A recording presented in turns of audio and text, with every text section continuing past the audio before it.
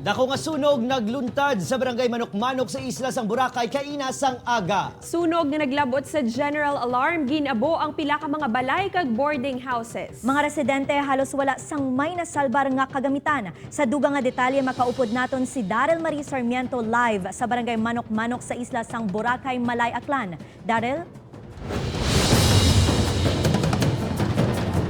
Adrian Kate Zen inina ang ikaduha nga tion nga may nagluntad nga sunog subong nga bulan kag iniman ang ikapito na nga insidente sang sunog diri sa isla sang Boracay subong nga tuig. Pasado alas 8:30 sang aga sang nakit-an ang tuman kadamol nga aso sa sitio Ambulong, barangay Manok-Manok sa isla sang Boracay. Bangod sa mabaskog nga hangin, nag-ibwal ang kalayo kag madasig nga naglapta sa mga kabalayan kag boarding houses. Hello. Yung female. Hello!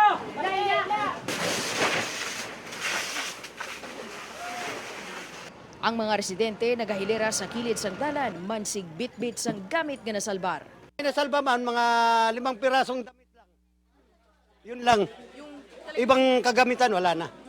Ang ini nga babayi, ultimo nga importante nga dokumento lang ang nadala matapos ginuna pagwa sa ila na sunog nga balay ang mga himata. Nagpanik na kasi kaming lahat eh. Hindi ko na alam kung anong nangyari doon sa taas. Wala na, yung appliances namin hindi na namin nabitbit. Nabudayan nga magpenetrate ang mga bumbero sa pamalay nga nasunog bangod man sa makitid nga dalan. Bangod sa tuman kadako sang kalayo, gindeklara sa general alarm ang sunog alas 10 sang aga. Sa inisyal nga investigasyon sang Bureau of Fire Protection Malay, ginabanta 52 ka mga pamilya ang nasunugan sa 50 ka mga balay nga ginlamon sang kalayo. Ginabulubanta naglabot sa 1 milyon ka pesos ang halit nga ginbilin sang sunog. Wala man sang may na-record nga nasamaran, samtang padayon pa nga ginaimbestigaran sang BFP ang gintunaan sang kalayo. Kate, makita nyo karon sa akon nga likod ang pila ka mga pamilya nga temporaryo karong nagatinir diri sa may barangay Manok-Manok Covered Court.